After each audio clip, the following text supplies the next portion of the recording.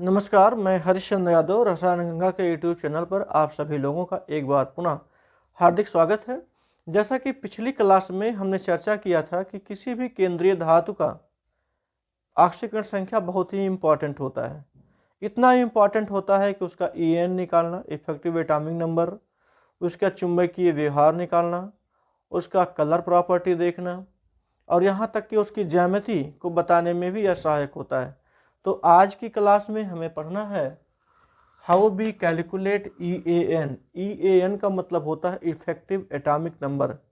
किसी कॉम्प्लेक्स में जो सेंट्रल मेटल एटम होता है उसकी एक क्षमता होती है। इसको बताते चलें कि कोई भी सेंट्रल मेटल एटम है, जैसे आयरन को मान लिया जाए, तो इसकी इतनी क्षमता होती है कि वह उतने ही उपसहसंयोजी बंधों द्वारा अपने आप को घेरवाने का प्रयास करेगा कि उसका निकटतम जो कुल इलेक्ट्रॉनों की संख्या हो वो जीरो ग्रुप एलिमेंट के बराबर हो जाए, उसके परमाणु क्रमांक के बराबर हो जाए या उसके निकटतम पहुंच जाए। जैसे हम जानते हैं कि जीरो ग्रुप में, जिसको हम अक्रिय गैस तत्व कहते हैं, हीलियम है, नियान है, आर्गन है, क्रिप्टॉन है, जिनान है, रेडान है। क्योंकि यहाँ तक तो कोई पहुँचने का मतलब है नहीं, ये 18 पहुँच सकता है या बहुत रेयर कंडीशन में 36, 54 यहाँ तक के पहुँचने के चांसेस ज़्यादा होते हैं। कभी कभी 36 नहीं हो पाता है, 35, 34 पर ही टिक जाता है। मतलब निकटतम होते हैं, अक्रिय गैसीय अवस्था को प्राप्त करने के निकटतम प्रारूप पर होते हैं। आज देखेंगे कुछ ऐसे प्रश्नों को कैसे EN निकालते हैं, उसी के माध्यम से हम देखेंगे। जैसे एक एग्जाम्पल है, पहले आप देखिए कैसे निकालते हैं, उसके बाद अभी सूत्र का भी प्रयोग करेंगे। जैसे एक पहला क्वेश्चन है CONO2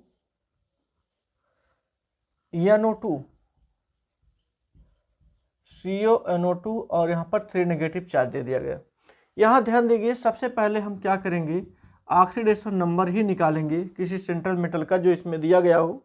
इसका सेंट्रल मेटल है कोबाल्ट। अब कोबाल्ट का आप ऑक्सीकरण संख्या पहले निकाल लीजिए। यहाँ पर x कर लेंगे प्लस, यहाँ 6 है, यहाँ पर 6 इंटू -1 करेंगे और ये बराबर हो जाएगा -3। x यहाँ पर -6 बराबर -3, x बराबर -3 प्लस 6 बराबर +3, यानी x की जो ऑक्सीकरण संख्या, मतलब कोबाल्ट की जो ऑक्सीकरण संख्या आई है वो 3 आई हुई है। आप सबसे पहले इसका पहला काम यही है, आप इसको दे करके रखेंगे, इसकी ऑक्सीकरण संख्या 3 है। उसके बाद जो इसके मोनोडेंट लिगेंड हैं उनकी संख्या कितनी है, वो 6 है। अब 6 मोनोडेंट लिगेंड के द्वारा कितने इलेक्ट्रॉन डोनेट किए जा रहे हैं, यानी 6 जो NO2 है इसके द्वारा बराबर 12 इलेक्ट्रॉन डोनेट किए जा रहे हैं, 12 इलेक्ट्रॉन कोबाल्ट को दिए जा रहे हैं। आप इसको भी कैलकुलेट करके रखेंगे। बस इन्हीं दो चीज़ों को आपको कैलकुलेट करना है। एक पहला ऑक्सीकरण संख्या और दूसरा होता है किसी जो लिगेंड दिए गए हों उनके द्वारा दिए गए इलेक्ट्रॉनों की संख्या। अब उनके द्वारा इलेक्ट्रॉनों की दी गई संख्या का मतलब हो गया जितने लिगेंड होंगे उसमें आप 2 से गुणा करेंगे। लेकिन ध्यान इस बात का रहे कि लिगेंड मोनोडेंट होने चाहिए।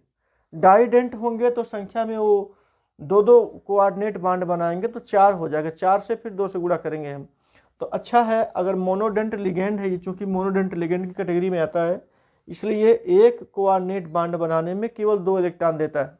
हमने इसलिए इसको बताया, जैसे मान लीजिए ये यहाँ पर कोई ऑक्सलेट आयन होता, ये ऑक्सलेट आयन, तब तो ये अकेला ही अगर होता, ये C2O4 अकेला ही होता ये, तो वैसे भी ये 2 कोऑर्डिनेट बांड बनाता। अब यहाँ पर हम 2 करते तो पहले से ही ये 4 इलेक्ट्रॉनों को डोनेट किया है, हम 4 गुणे 2 करते। लेकिन यहाँ पर तो ये केवल जो है एक एक इलेक्ट्रॉन, एक एक जोड़ा इलेक्ट्रॉन ही डोनेट कर रहा है। संख्या 6 है, ये एक बार में केवल 2 इलेक्ट्रॉन डोनेट करता है, इसलिए हम 2 करेंगे, गुणे 2 करेंगे और संख्या में जो 6 है ये।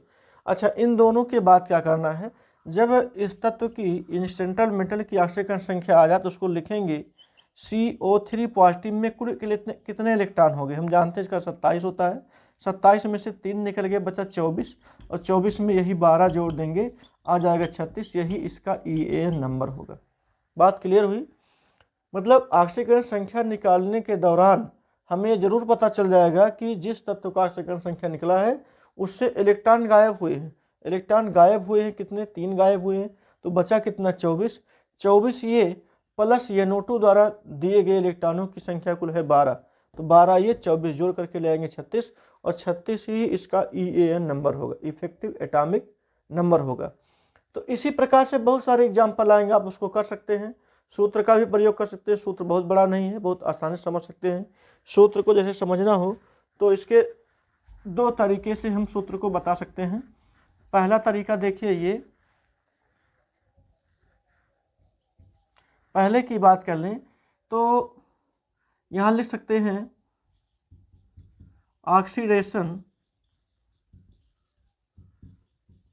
Number of CM, oxidation number of CM ये लिखेंगे,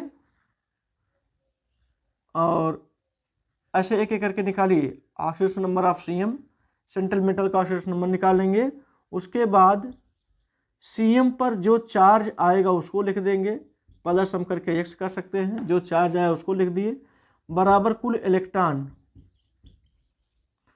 टोटल इलेक्ट्रॉन। मतलब ऐसे ऑक्सीडेशन नंबर ऑफ CM करेंगे, उसके बाद X उसके ऊपर चार्ज लगाएंगे और देखेंगे टोटल नंबर ऑफ इलेक्ट्रॉन। जैसे इस एग्जांपल में हमने देखा था, ये CO के ऊपर 3 पॉजिटिव चार्ज आया था तो 27 होता था इसका जा करके 24 हुआ था। उसके बाद ये हो गया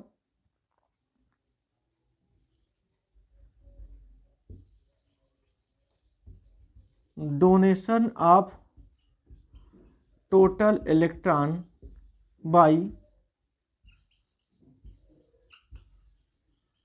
मोनोडेंट लिगेंड।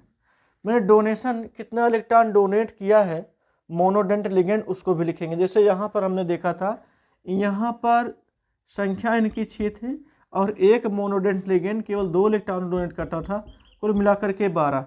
अब उसके बाद इन्हीं दोनों को क्या करना है, इन्हीं दोनों को हमें ऐड कर लेना है, और जैसे ऐड कर लेंगे वैसे EAN मालूम चल जाता है, इफेक्टिव एटॉमिक नंबर तुरंत क्लियर होगा। और भी एग्जाम्पल लेते हैं, इसी का प्रयोग करके हम निकालेंगे। या तो वो निकटतम होंगे या वो कंप्लीट कोई अक्रिय गैस का परमाणु क्रमांक ही दे देते हैं। जैसे एक एग्जाम्पल और देखते हैं, यहाँ पर दिया गया CO और NH3 का जो है होल 6 है, और यहाँ पर Cl3 दिया गया है। यहाँ पर पहले आप इसका ऑक्सीजन संख्या निकालेंगे, इसका तो 0 होगा, यहाँ पर 3 नेगेटिव मतलब 3 पॉजिटिव आ जाएगा। CO के ऊपर जब 3 पॉजिटिव आएगा तो कुल इलेक्ट्रॉनों की संख्या जो होगी इसकी 24 हो जाएगी। अब 6 NH3 द्वारा कुल अगर इलेक्ट्रॉन दिए जाएंगे तो 6 × 2 = 12 हो जाएगा। बस इन्हीं दोनों को जोड़ लीजिए, 36 आ जाएगा। यही इसका होगा EAN नंबर। बिल्कुल आसान है, बस आपको करना क्या, ऑक्सीजन संख्या निकालिए, ऑक्सीजन संख्या के बाद डोनेशन ऑफ इलेक्ट्रॉन बाई या मोनोडेंट लिगेंड के द्वारा जितने इलेक्ट्रॉनों के दान किए जाते हैं सेंट्रल मेटल के लिए, आप उसको लिख करके दोनों जोड़ लीजिए, बस EAN क्लियर हो जाएगा। और भी एग्जांपल देखें, यहीं पर और भी एग्जांपल हैं।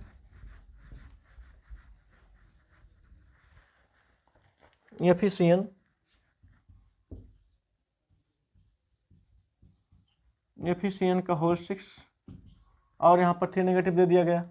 यहाँ देखेंगे -1 चार्ज होता है तो 6 के माइनस से उधर जाएगा तो +6 हो जाएगा, +6 में से +3 जाएगा तो Fe के ऊपर जो है 3 पॉजिटिव चार्ज आ जाएगा। 26 होता है, 3 निकल गया, बचा कितना इसका 23 बच गया। और 6 जो CN है उनके द्वारा 6 × 2 करेंगे, ये 12 हो जाएगा। जोड़ेंगे 3 2 5 और 2 1 3, यहाँ पर 35 हो गया, ये भी इसका EAN नंबर होगा।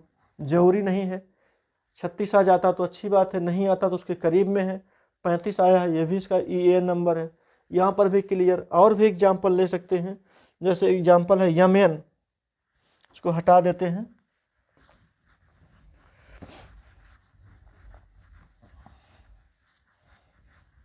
मैंगनीज का एक कंपाउंड है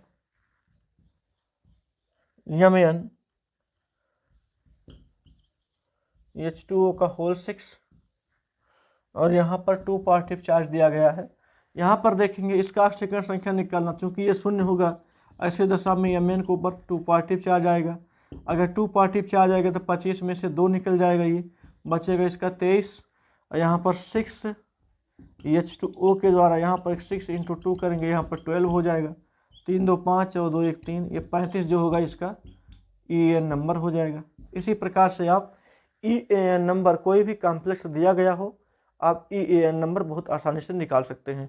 आज की क्लास में केवल EAN नंबर तक हम लोग सीमित रहेंगे। अगले क्लास में हम देखेंगे balance bond theory VBT। Balance bond theory के आधार पर हम उस जो मॉलिक्यूल दिया रहेगा, कॉम्प्लेक्स दिया रहेगा, उसके ज्यामिति की व्याख्या करेंगे, उसके इलेक्ट्रॉनिक विन्यास के आधार पर या इसी के आधार पर हम बात करेंगे उसका चुंबकीय बिहेवियर क्या है। इलेक्ट्रॉनिक विन्यास करेंगे तो हमको मालूम चलेगा, लेकिन हम थ्योरी लेंगे बैलेंस बांड थ्योरी। तो कल की क्लास में हम लोग इसको देखेंगे VBT के आधार पर जितनी बातें होंगी सारी बातें होंगी कल पर। लेकिन आज की क्लास में बस केवल EN तक हम लोग सीमित रहेंगे।